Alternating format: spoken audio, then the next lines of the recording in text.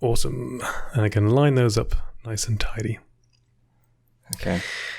God, I'm slightly nervous. I haven't done this in so long. It feels weird getting back into the game after moving. It's strange, man. Very, very strange. Yeah, I'm nervous too, but I don't think I've ever done anything like this. Yeah, oh God, don't be nervous. It's just imagine we're both having a beer or something, sitting next to each other. I feel like I'm at a job interview. Oh God, oh geez, no. Well, I haven't got a job. That's the only offer, I'm interview afraid. I've ever done in my life. Job interviews. Have you never had a job interview? Yeah, but that's the only type of interview I've ever had. Oh, I see. Okay. Well, don't worry. I'm not going to ask you to explain a weakness and how you overcame it or something. Nothing like that. That's good. Has anybody ever reached out to you before to do something like this? Nope. Wow, this is always a first for some people, which I'm very surprised at because I always collect everybody's statistics at the start to kind of get a frame of reference, how things are going. And yours, I like to refresh the YouTube page just every now and then because things change. Okay. And you're so close to 70,000 subscribers. I keep seeing it tick up throughout the day, and I was hoping if we could delay it by an hour, maybe you'd tick up to 70,000. But you're at 69.7, and it ticked up quite a lot. You're getting close to that 70,000 mark. It's impressive. Yeah, I should reach it tomorrow, I guess. Yeah, maybe even by the end of tonight. Which is pretty cool. Looking at your YouTube channel, when did you really notice it starting to take off, would you say? So there were two important periods. The first was when I made the Pathfinder Kingmaker review, which if you look at the sort of oldest videos, it will be like the 7th or 8th video I made.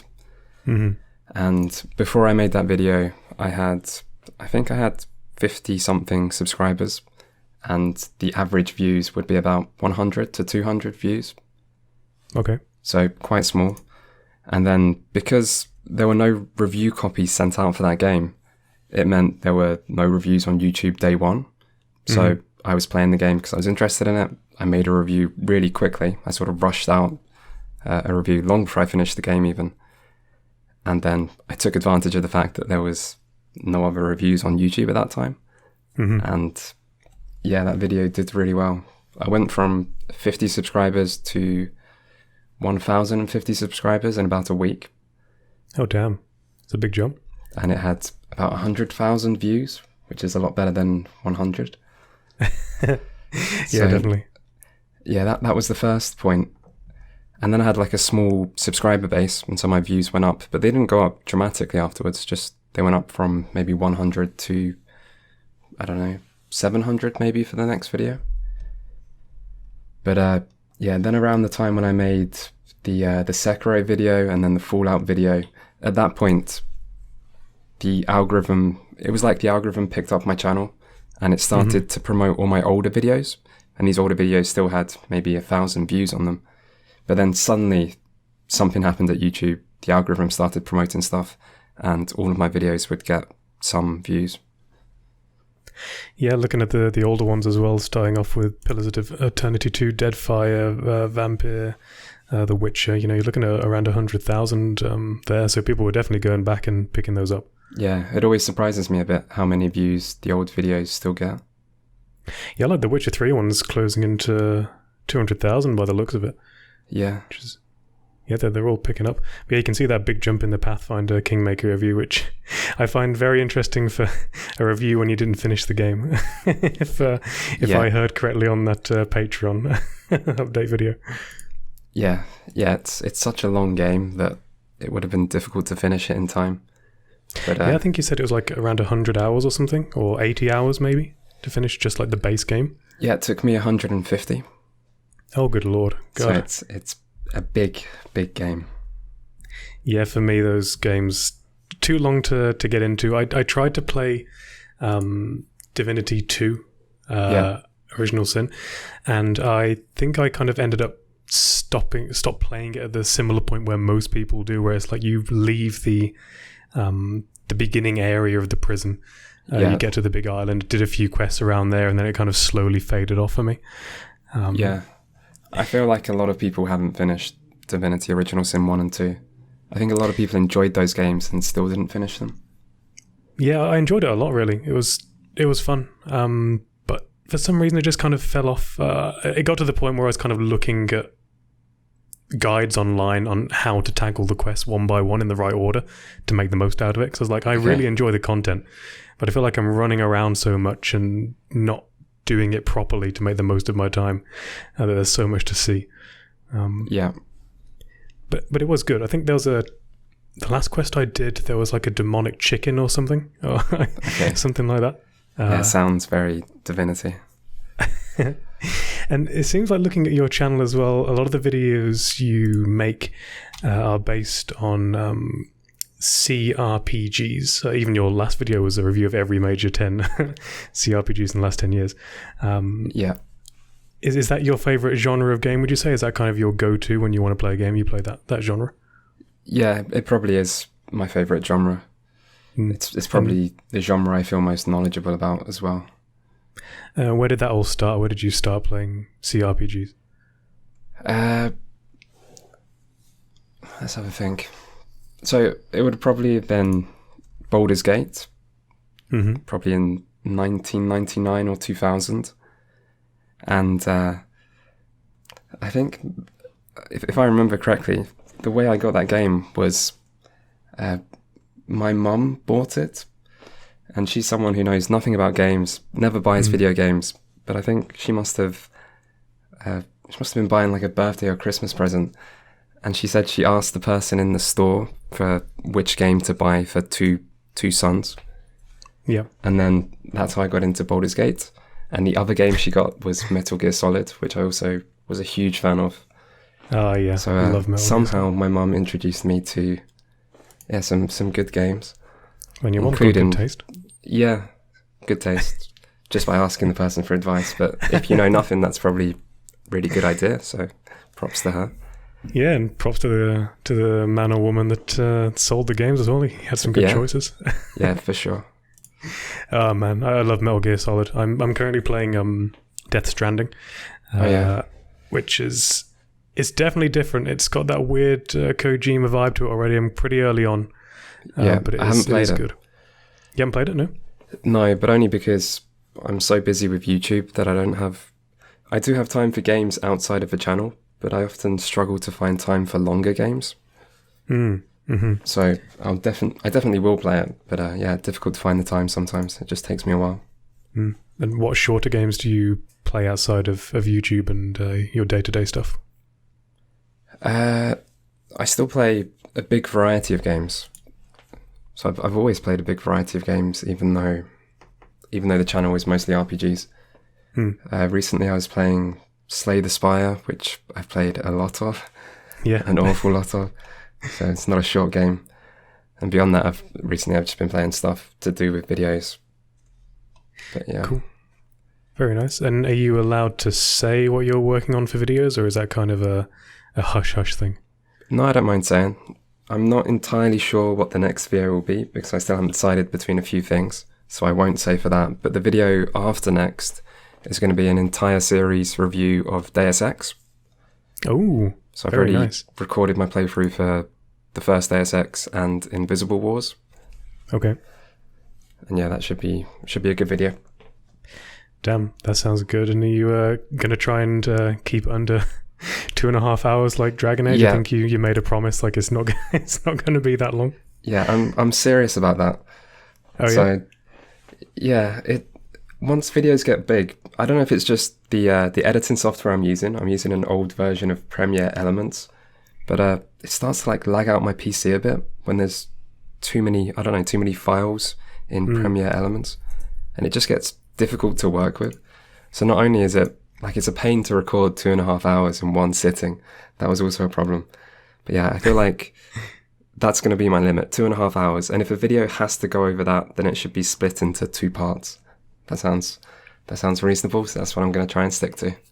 That doesn't sound too bad. I mean, I thought you were going to say something like, oh, the algorithm doesn't favor long videos like that, or no, I think the either algorithm it detracts from the content, or something like that. But I didn't realize it was software issues. Yeah, just practical reasons why it feels too long for me. I never heard of Adobe Premiere Elements. Is that a new thing or an old thing? My version of it's old. It's like a more basic version of Premiere Pro. Oh, okay.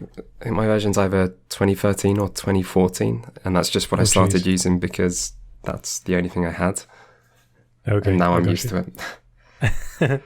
Yeah, no going back. I used to have an older version of Premiere Pro, but it wasn't working for me because when I do my videos, I use After Effects as well. And then when I was linking in my After Effects to render at the same time as Premiere Pro, you can kind of link it and then it renders it at the same time. Yeah. My audio wasn't appearing and it was a known issue or something. I was getting error messages. So I had to upgrade to the new one to get rid of it because it was a really specific issue that was fixed in the next version, which pain in the ass. God, software is a pain in the ass. Yeah, it is. Yeah. I was always thinking of trying to learn how to use DaVinci Resolve. I don't know if you've heard of that one. Nope, never even heard of it. No, it's a free one, and it's supposed to be very. It's supposed to take on Premiere Pro, even though it's free. But it uses kind of a different way of doing things. But it contains everything like After Effects and timelines and audio and everything is all in the same software. Apparently, it's very good. But it uses a different style of editing with nodes and stuff, which I don't know. Maybe could be something worth looking into if you're looking for a change of pace. Yeah, sounds interesting. I always felt like I should upgrade to Premiere Pro because sometimes I wonder how to do a specific thing. So I put it into Google and then I find good tutorials for Premiere Pro, and that doesn't always help me. Yeah, but not Premiere Elements. Yeah. Oh dear. And right now, is YouTube your full-time job? Is all your attention devoted to making videos, or do you have a career outside of YouTube? I have a job outside YouTube. A job? Yeah, I only do part-time hours, but yeah, I still have a job outside of YouTube. Okay, cool. Are you comfortable saying what that is, out of curiosity? Yeah, it's not very interesting. I'm a civil servant for a major government department, but I'm just doing a boring office job. Well, see, that sounds pretty interesting. That's technically James Bond. Okay, it only sounds interesting because I've been vague. No, it's a very sort of boring officey job. Oh dear. And was that lined up for you ready for when you recently moved, or was that something that you found after you moved? No, I was able to just transfer. So I've kept the same job and just changed area, changed team. Ah, gotcha. Oh, very nice. And what was the reason for your recent move in the past month or so? I came out of a 6-year-long relationship. Oh, and then I was just looking for a place with an old friend from university. Ah, cool. So that's pretty nice. Decided to move place to live with someone I liked, I guess.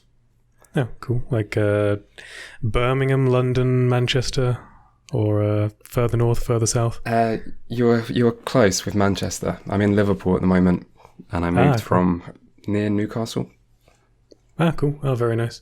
I've been to Liverpool once or twice. It was a rather pretty city, actually. I don't really know much about Liverpool except, the stereotypes. But actually going there, the waterfront's very nice. The museum, the War Museum, was pretty cool. It seemed like a really nice city. Yeah, I'd never been to Liverpool before until I moved. So you moved straight there for the first time. Yeah, which felt a bit weird. But otherwise, Liverpool seems okay. Yeah, that seems pretty cool. And outside of work and outside of YouTube, what else do you like to do in your free time for fun? To be honest, a lot of my free time goes into YouTube, partly just because the games I cover tend to be really long games. Mm-hmm. And while I don't mind, spending hours and hours playing an RPG, it doesn't always leave me with a lot of free time. No. And with Deus Ex coming up. Yeah. But probably not much interesting. There's not much interesting I do outside of YouTube. I do read quite a lot still. And I do like movies and stuff. But yeah, nothing too interesting. No, that's cool. With these RPGs, they are going to take a long time to do. I don't know how long is Deus Ex taking you? How long would it take for you to do a video like that for all those games, would you say? Yeah, well, for RPG standards, the Deus Ex games aren't too long. Mm-hmm. So probably each main game's about 30 hours. Invisible Wars is less. So probably all 4 games together is about 100 hours of playtime, and then the actual work on the video begins afterwards. Mm. And let's say you got this idea for doing this video on Deus Ex. You've decided, okay, this next video is going to be a Deus Ex video. The video after the next one, I should say, is going to be a Deus Ex video. What's kind of your process for making that content? How do you go from idea to final product? What are your steps along the way? Yeah, so it's probably pretty standard. The first thing I do is play the game. Most of the times I've covered games, it's been stuff I've played before, but I still need to play it to refresh my memory and get all the footage. Mm-hmm. So I'll play the game and then I'll make notes as I play. And it's those notes which form, the basis of a lot of the stuff I say. So I tend to finish the playthrough and then I have a big Word document full of notes. And then I try to create a plan out of the notes and I'll base the script off that plan. And then write the script, edit, record, and then just go straight into video editing. Okay, that's cool. Yeah, it sounds like a lot of note taking, especially for those RPGs. You're going to be writing down a lot in those playthroughs, I imagine. Yeah. Yeah, some of the Word documents I've had have been huge. And because they vary greatly in size, sometimes I wonder, how the hell have I filled up so many notes? And yeah, looking back I go on and it. check and I'm just repeating myself, or I'm just complaining over and over again something that doesn't even matter. Yeah. Still useful to have notes. Oh yeah, definitely. Yeah. And what's your ultimate goal for the channel? Do you have a final goal in mind for this YouTube production that you're making? Would you like it to be a full-time thing, or is there something in mind that you have for your channel? I don't know. I don't really have any goals beyond just making videos and trying to make them good. Yeah. See, up until recently, I couldn't have done this full-time, really, because YouTube hadn't been very profitable. Mm-hmm. But then I started my Patreon channel a few months ago now, but that's grown steadily. And also the YouTube views have been pretty good for the last 3 months. So I think I'm actually finally at the stage where I could potentially do YouTube full-time and still be able to pay all my bills. That's really cool. But yeah, I'm not sure if I want to rush into that, particularly because it's always a bit weird trying to do YouTube full-time with the question of the future. A lot of careers, you don't have to worry about that because you do one job, you can always do that job, and there'll be, logical places to advance to. But YouTube feels like it's, I don't know, time limited. You never know how many years you've got. Yeah, I know what you mean, especially in today's current climate as well, like having a job. Hold on to it for as long as possible as well. Yeah, a job, I don't think it's bad to have a job, a part-time job, and do YouTube as well. There's some stuff that YouTube just doesn't give you. Like, I'm not a hugely social person, so if I was doing YouTube full-time, then I wouldn't interact with many people. But if you have a job, you interact with people, you make friends, you feel like a normal person, not like an internet person, but a normal person with a normal job. Yeah. And I think it's can be useful in some ways. Yeah, definitely. This is really good to get out there with the work from home culture as well. That could be an issue coming up with major companies for everybody when you're stuck inside the house. Yeah. I know it was for me once we moved to work from home. Like, my company has offices that you can go to if you want to. But with COVID right now, nobody is. Everybody can work from home. There could be no office and it would be fine. And I really miss that personally, like actually going into the office, seeing people, getting some fresh air, that kind of stuff. Yeah, same for me, mostly.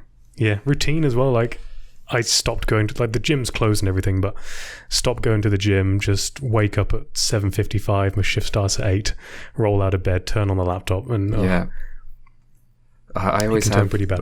Every day I have a team meeting. The first thing I do when I turn on my work laptop is go straight into a team meeting.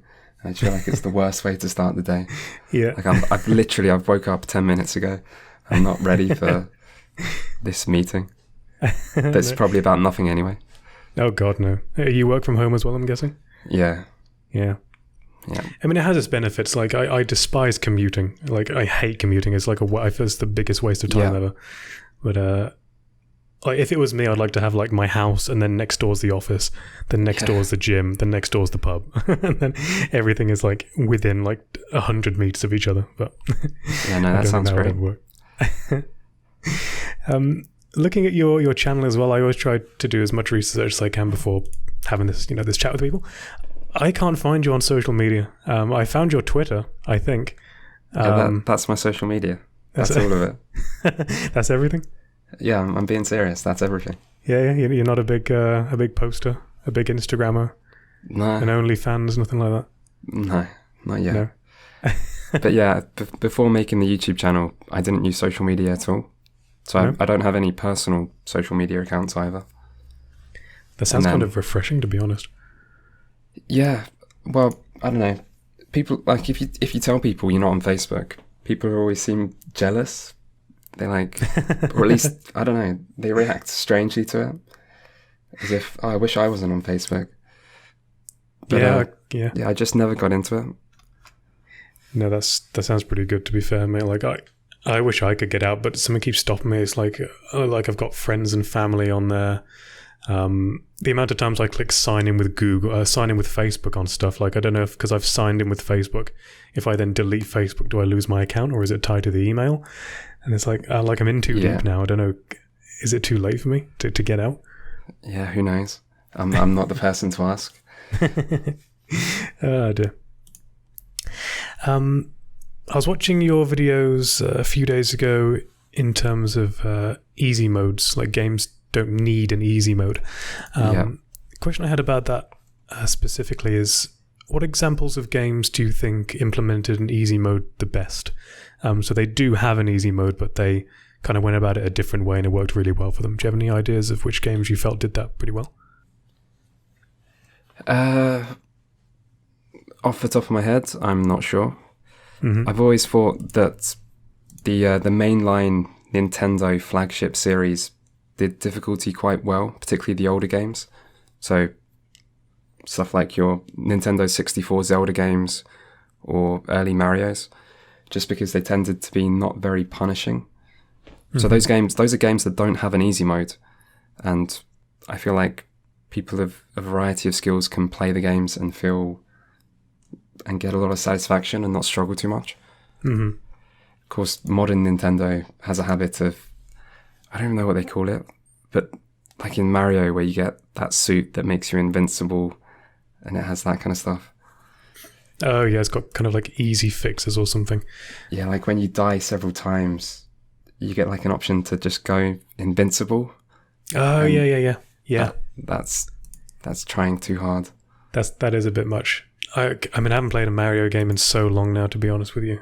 But that does kind of ring a bell that I think I had played one before where if you just keep dying, it'll say, do you just want to be invincible? Yeah. Yeah, and I don't really like that stuff. No, I think some games have kind of said to me, oh, we've noticed you're dying a lot, do you want to turn down the difficulty? Yeah, and I'm like, that kind of thing. You know, like, F you, like, no, I'm doing this. It's like a challenge. As if you're not aware that you're dying a lot. You're the one dying. You don't need to be reminded. It's like, really? Yeah, I'm really dying, thanks, yeah. The one game I'm playing right now, I put it on hard mode. God of War, the 2018 God of War. Oh yeah, on PS4. It's an incredible game so far. I'm loving it so much. Yeah, it is good. It's the journey looks so amazing, and the relationship between the father and the son and everything that's going on there is so interesting. Like, I've been away from my PlayStation for 2 years, so I'm kind of coming back to it and buying all the old games for cheap and just running through them. So right now is God of War, Death Stranding as well. But yeah, I remember God of War being harder at the start of the game than the end. So if you've got through the start stuff, you'll probably be okay. Outside of the optional bosses. Yeah, I think you're right about that, because I was dying a lot at the beginning, and I think now it's getting easier, or maybe I'm getting better. But yeah, like, I'm just running around doing all the side quests that don't even really feel like side quests because they're so well integrated. Yeah. God, it's such a good game. Although one thing that is annoying me is I will click I'm getting confused between L1 and L2. Like L2, you hold it down to throw the axe. L1 is your shield, but I instinctively pull L2 to shield, and it's messing with me. I don't know if you ever had that issue. Couldn't you just rebind the key bindings? Yeah, just maybe. do that early before you start getting confused. That's the problem. I'm already confused, so now I'm kind of halfway there. Yeah, now it's too late. It's too late. I'm a lost cause. Oh dear. What are your thoughts on the next gen consoles that are coming out? Because the time we're recording this is the 19th of September, and PS5 release date recently announced along with the price, Xbox and all that glory as well. What are your opinions on the next generation that's coming up? Yeah, so at this point in my life, I'm very firmly a PC person. Mm-hmm. So I'll be doing my best to not have to buy a next gen console, just because I already have my PC and I like my PC. But yeah, I don't know. I mean, people are, well, this generation and the previous generation, I feel like people have been very negative about the new console generation. And as someone who's not a big console player, I don't really care. So I don't feel all that negativity. But yeah, they seem okay. They seem as expected to me. The specs seem quite good. They seem pretty reasonable for the price. I really like Microsoft's Xbox Game Pass just because it brings Microsoft exclusives onto PC at a low price. So I kind of like Microsoft's recent strategy. But yeah, I'm still hoping I won't have to buy one. The only thing that will make me buy one is if there's a game that I really want to cover on my channel and it's exclusive. So it'll probably be a PS4 game. Yeah. PS5 game. Yeah. PS4. If I can get away with it though, I'm just not going to buy one and be PC only. Yeah, I feel it on that, especially on the Xbox side of things with the Game Pass. That is damn good value, especially if you just keep buying the $1 a month or £1 a month trial price. Yeah, it is. Yeah, I've really enjoyed it. It's pretty good. Like my next thing I'm going to do is buy that again and play Yakuza Kiwami 2. Yeah, I want to play that soon. And Halo, not Halo Reach, what's the other off-brand one? Halo ODST. Yeah. I never played that. So once that is coming out in a few days as well. It is a very, very good value for money. I mean, once it becomes full price, like it's no longer in beta for the PC, I don't know if I'd buy it. Like maybe I'd buy it like a month every now and then if a major release comes out and I want to play it. Yeah, that's what I do. So I just get a month and then play the game I wanted to play, and if there's anything else that I really feel like in that month playing, then play that too. But yeah, otherwise just unsubscribe most of the time. Yeah. Don't forget though. I almost forgot to unsubscribe from EA Access. I bought a year of that because it was like £20 for a year, and I wanted to play Battlefield 5. I thought I'd just buy it for a year. Almost didn't turn off recurring bills when the second bill came through. And that's how they get you. Yeah, it is. I mean, that's what Pornhub does. That's how they make their money. Is I bring this up because I applied for a job as a customer service person at Pornhub, but it wasn't. It was called like Open Reach Media or something like that, Mindspace or something like that. And they were like, "Yeah, your job is basically people will call up asking about a bill on their account." And then you need to explain to them what it is, because it doesn't say like, $50 Pornhub. It doesn't pop up like that. Right, it's like this obscure different name for the company, and they forget what it is, and it goes, "Oh yeah, you subscribe for a month trial and we charged you for the second month." And then they get embarrassed and then hang up most of the time. Yeah, sounds interesting. Yeah, I mean, I didn't. They offered me the job, but I didn't take it. I got a different job, thankfully. But almost could say I worked at Pornhub. Put that. Yeah, put that good on my thing CV. to have on your resume. Yeah. Oh dear. Yeah, because I used to work in a gun shop as well here in England. So my goal was to work in a gun shop. We have gun shops in this country. Yeah, we do. They're not common, but they do exist. A lot of air rifles. You have to buy them from a gun shop. We also sold like shotguns and stuff as well. 2 LR firing bullets, guns as well, hunting rifles. Hunting stuff, yeah. They do exist. You have to kind of go digging for them though. They're not very common. Usually in industrial parks and off the beaten path kind of thing. But they are around, yeah. They're around. So if you ever come to Birmingham and you want to buy a rifle, hit me up. Okay, I'll keep that in mind. Looking back at your videos, I see you give a lot of praise to Planescape Torment. You bring that up a lot as a reference point. As a total noob to CRPGs, I've tried them a few times. I've played, Shadowrun Returns, and as I said, I tried Divinity 2. Is Planescape Torment too old at this stage to get into as somebody who's not familiar with the genre? Is this something you'd still recommend to this day for somebody who hasn't played that kind of thing much before? Yeah, I would definitely recommend it. The thing about Planescape Torment is it's very focused on story and reading text boxes. So, I mean, most RPGs have quite a lot of combat. It still has some combat, so it's not like Disco Elysium where there's just no combat. Yeah. But to enjoy Planescape Torment, you have to be there for the story, and you have to be okay with reading dialogue boxes. But if that's not a problem to someone, then yeah, Planescape Torment is still really, really good. I mean, I still think it's the best video game story I've experienced. Oh. And I don't really think there's much that comes close, although other games have better presentation and you could say better storytelling. But in terms of just, pure narrative and characters and writing, I think it's still a clear best. So, yeah, I would still recommend it even though it's old. There's also the Definitive Edition, which is fine. It ensures you don't have to worry too much about old bugs or problems with resolution or anything like that. So you can just pick that up and play it. Yeah. That's cool. Did they up the resolution or kind of remaster it anyway with that Definitive Edition, or is it kind of just a more stable version to run on modern hardware? So, I mean, they did add things that are not in the base game. But like many good PC games, there had been mods that added everything pretty much that the Definitive Edition adds. So stuff like widescreen and getting it to fit properly on a 1080p. There was already a really good mod for that. But, I mean, the Definitive Edition just means you don't have to worry about modding anything, and it's just far easier for a new player. Yeah, I very much appreciate when they do that. I tried to play Knights of the Old Republic, the second one, I think.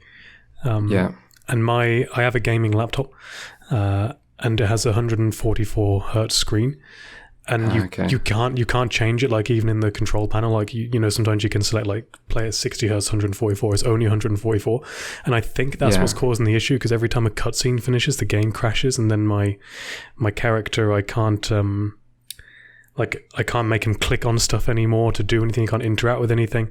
And for hours, I was trying to get it fixed. I was like, no, this is just too much now. I can't keep spending time trying to get this to work.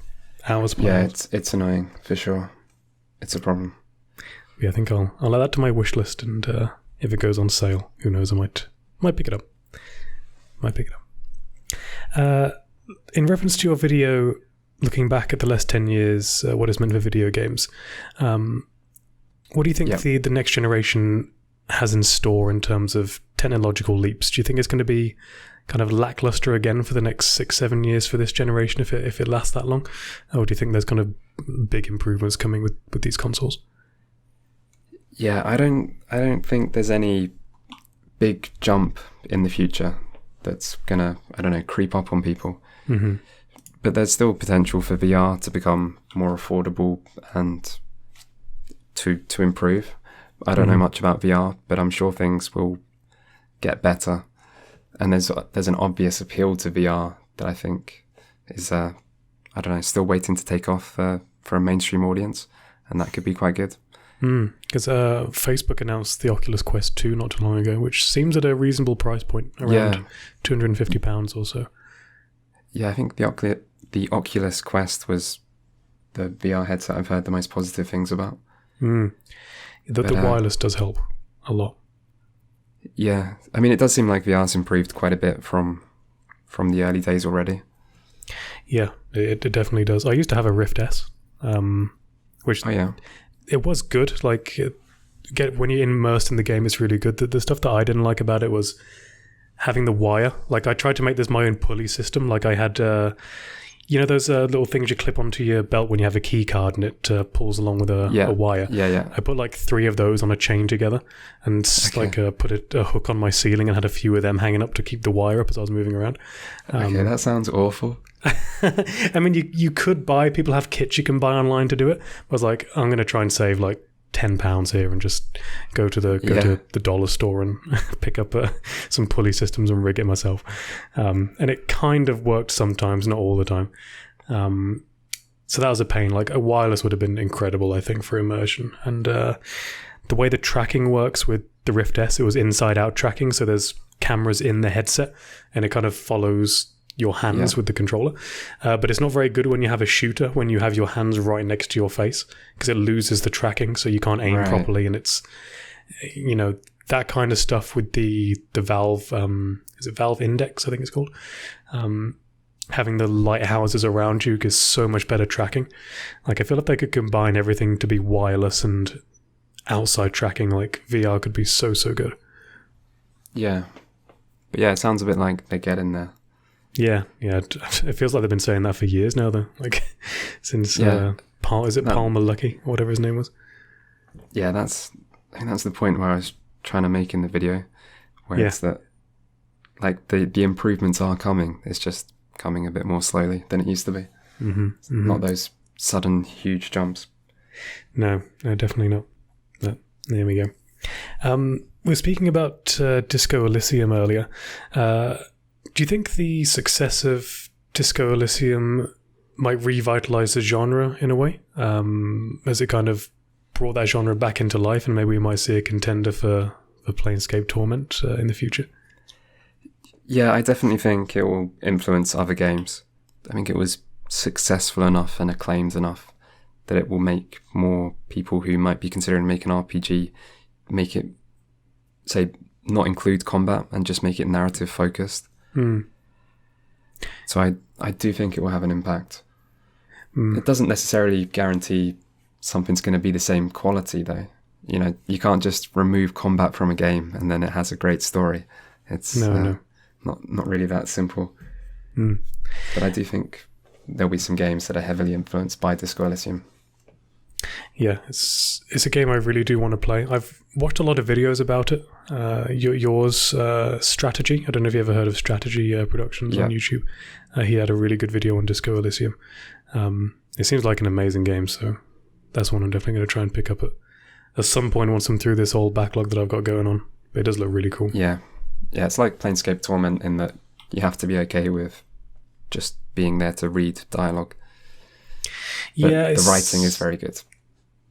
I find a lot of dialogue can be a bit grating sometimes, but a lot of it is depending on how it's presented. I think the presentation of Disco Elysium helps in that regard. It's easier to digest with how it's presented. Yeah. I'll give it a shot someday.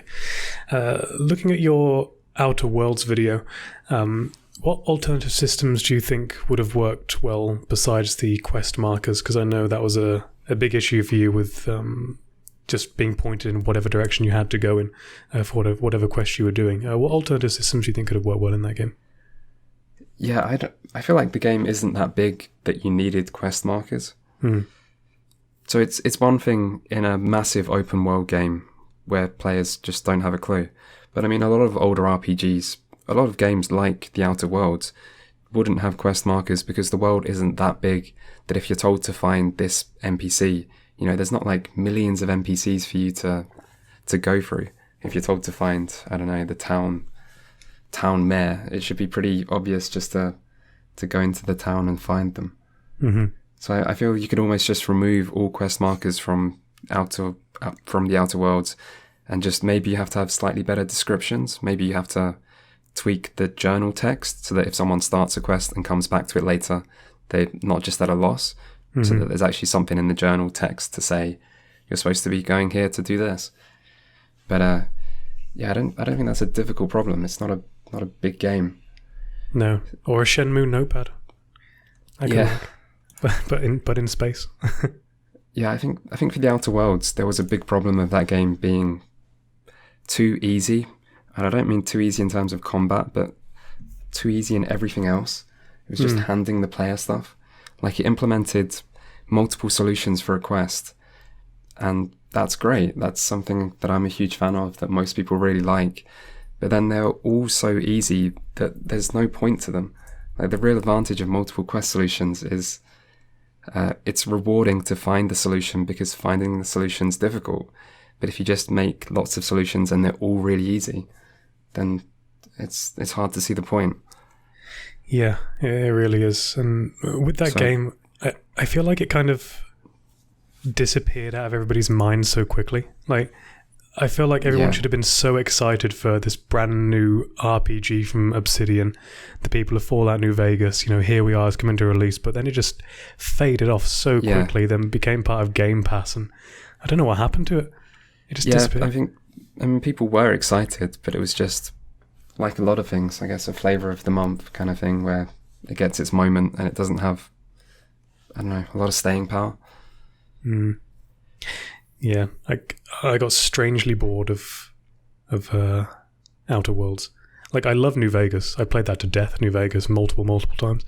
But Outer Worlds, like, I played it for, I don't know, a couple hours, and it just didn't click. Just didn't feel right to me. Yeah, I didn't like the Outer Worlds, as the video probably makes clear. That might be my most negative video I've made. Looking at your videos over the past few years, it's been, looking at your channel, it's been over 2 years now. Back in May 2018 you joined. Is there a video that you thought would have taken off more than it did once it was released, or have they all kind of performed as what you'd expected? Yeah, I don't know. So I feel like it's only recently, it's only like the last 6 months maybe, where I have a good idea of how well a video will do. Mm-hmm.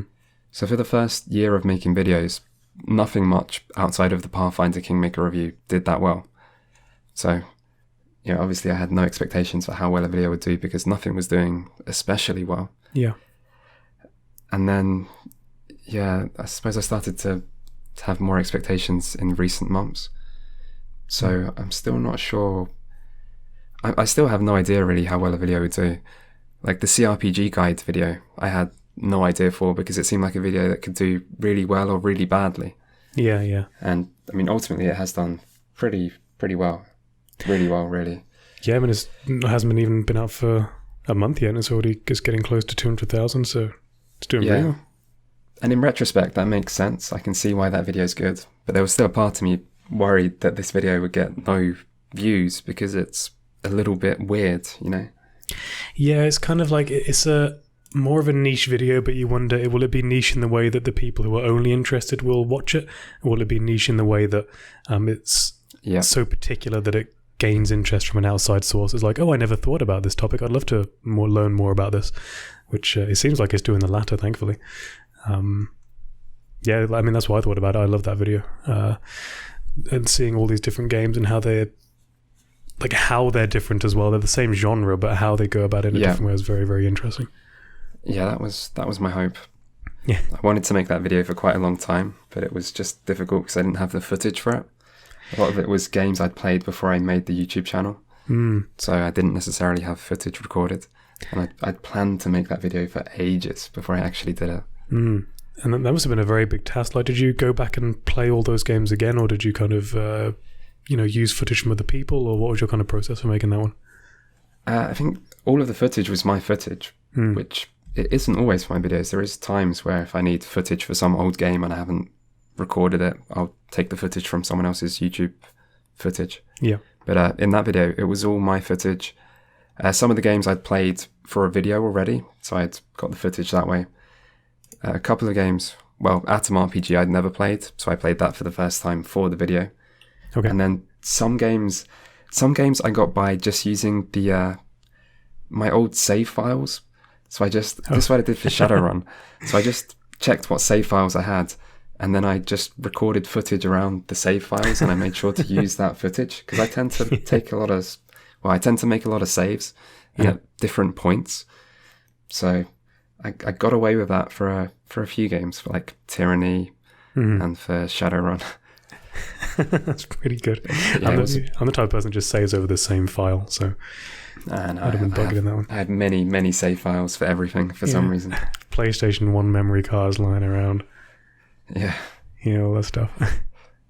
What are your opinions on Bloodlines 2 from what we've seen so far? Are you excited for that one? Do you think it's going to turn out all right? Yeah, I mean, I am excited. I think it's a bit worrying. Yeah. They fired Brian Mitsoda, who was the big name they had from the first game. Mm-hmm. He's now been let go. So that's a really worrying sign. Mm. And it's not an experienced studio behind that game. And obviously people have quite high expectations after Bloodlines and after waiting so long. So I think the development does seem a little worrying. But I mean, I always try and be optimistic for something that I haven't played. I'll definitely be playing the game at launch. It's very likely I'll make a video on it. Yes. So, I'll make up my mind when I get to play it, and I hope it's good. But I do think there are a few things to be worried about with that game's development. A few bad signs, particularly that they got rid of Brian Mitsoda. Yeah, there could be some cause for concern on that one. But, yeah. Who knows? It could be good. I when I watched the trailer when it was first announced, this is going off my memory, so I could be terribly wrong on this one, but I felt the animation was a bit janky. Something about I think it was a dancing scene in a club. Something was a bit off-putting. The game does look a bit janky, but so was Bloodlines. Bloodlines was janky, but it was that 90s jank. So, yeah, I'm not sure. I mean, I feel like modern mainstream audiences could be disappointed in Bloodlines 2 for being too low budget, too janky. Yeah. But it's not the kind of thing that I worry about. I worry more about it's not going to be a good RPG because I don't mind a game that's a bit janky if it has good systems, good level or quest design. Yeah, they can be good. Like Mountain Blade, for example, probably could define that as janky. Have you played the newest one, the early access one at all? No, I haven't.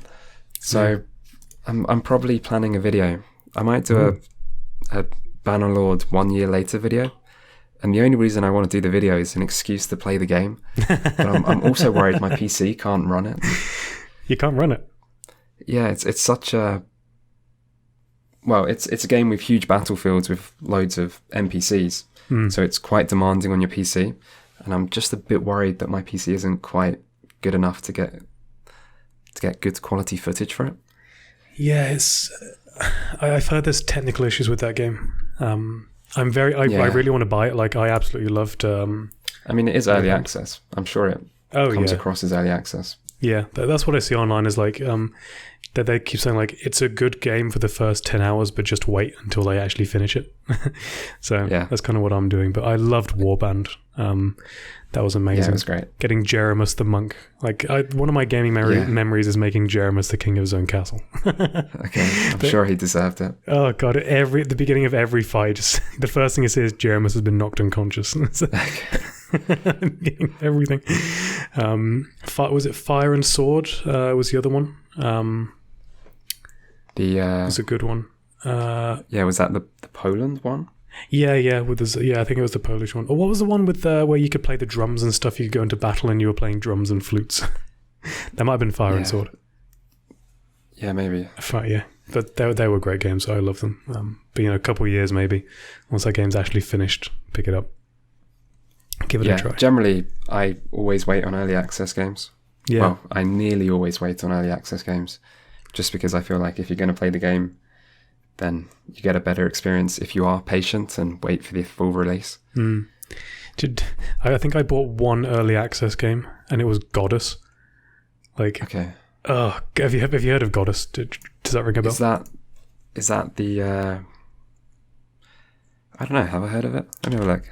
It was that Peter Molyneux game. We kept talking about like you can do anything and all that shit. Like a Populous. Pretty much. Successor. It was terrible. Oh yeah, mostly negative reviews on Steam. Wasted my money on that. God, what a load of shite. God, don't know why I trust them. Still in early access, maybe. It's still in early access. Fix it one day. Yeah, but that's just because that's just what they say. That just means it's abandoned. Oh, okay, right. I was gonna say, I think he turned it into an iOS game and kind of focused it on that. But man, don't play that. It's bad. Okay. It's very, very bad. Oh, man. When you're playing games in your own time, when you do get a chance, you mentioned earlier that you kind of focus on games you're making videos for because it takes so much time, but you occasionally play some smaller games for fun. Is it often difficult to actually play a game for enjoyment in a way now? Like, are you always thinking, okay, this is for a video, I've got to critique it, I've got to make notes? Is it difficult to sometimes switch off and just play the game for the game's sake? Yeah, no, I think it's really easy for me because I play so many games for a video. I almost look forward to playing a game just for myself even more. And yeah, I do switch off pretty easily and just enjoy the game. I still have thoughts about what parts I like and what parts I don't. But yeah, I don't worry about writing them down, and I don't think it stops me enjoying the game. That's good. Yeah, I always, sometimes when I speak to people, they're so focused on, getting the video done and correct that sometimes they lose enjoyment from the game itself, But yeah, it's good to hear that you can just enjoy for what it is. It's very nice. Looking back at your earlier videos, maybe starting from the beginning around the start, how do you feel that your style has changed since the beginning? Have you noticed any obvious differences between now and then in the way that you present your work and the way you've gone about it? I'm not sure. So I'm sure there are plenty of things that have changed. I like to feel like I've improved and learnt some things from making so many videos. But I'm not sure exactly how it has changed. The first video was, the Pillars of Eternity 2 Deadfire critique, it does kind of come across as a first video. It's, I'm sure it feels a bit different stylistically. Yeah, I think even the jump between your Pillars of Eternity 2 demo and your Vampire, Yeah. I don't know how to pronounce it. I don't think anyone does. Yeah. I noticed a difference even between the first and the second video. The quality of the Vampire one was very, very good. I very much enjoyed that one that you made for Vampire. It was lovely. Yeah, that's nice. I'm always surprised that video in particular gets views because I didn't know anyone cares about Vampire that much. I mean, I think that's why I enjoyed it. It was an early video for me. Yeah, because I don't want to play the game, and I thought that was a really good overview of what it was as a whole. Is probably why it did so well. Particularly in my eyes, it really captured what that game was, and I didn't know anything about it at all. I just knew it was about a vampire. When they put the Y in the name, I was like, I'm not interested. Okay. I'm not going to play this. That's really cool. I do have one last question for you today, if you don't mind. Yeah. After watching your Witcher videos and seeing your views on the Witcher series, how are you feeling about Cyberpunk when that's coming out in November? Are you going to pick that one up, or do you have hopes for that one, or what do you expect from Cyberpunk? Yeah, I'll be playing it day one, and I'll probably be making a video. And yeah, my hopes are pretty high. I feel like there's a really good chance it's going to be a great game. I don't know if it's going to be a 10 out of 10 masterpiece that probably a lot of people are hoping for. So, I mean, it might be, but, there's always a risk of setting your hopes and expectations too high. But I'm sure it's going to be a good game. I'm sure there's going to be stuff of quality. Studios do kind of decline in quality. That does happen. But, it probably doesn't happen that quickly. I'm sure CD Projekt still know how to make a good game. And it's a great setting. So yeah, I'll be playing it, and I certainly hope it's going to at least be pretty damn good. Yeah, it looks good. Oh, it looks stunning. Yeah, I think the story is going to be cool. The world building is going to be amazing. The attention to detail. What has me concerned is the shooting. Can this third-person action RPG, company transfer that to a good shooter game? A first-person shooter. So I do worry about that. Yeah, I mean, the gameplay I've seen has looked pretty fun, which isn't always the same as being, really, really technically good. Yeah. But there's weapon variety. It looks like it would be fun to mess around in. I don't know. Yeah. Should be good. Look forward to picking that one up. Should be good. But NeverKnowsBest, it has been an absolute pleasure. Thank you so much for coming and having this chat with me today. It's been really good fun, and I wish you all the best, and I look forward to whatever the next video is, and also the Deus Ex video after that one. Yeah. But thank you for having me. Thanks, Adam. Cheers.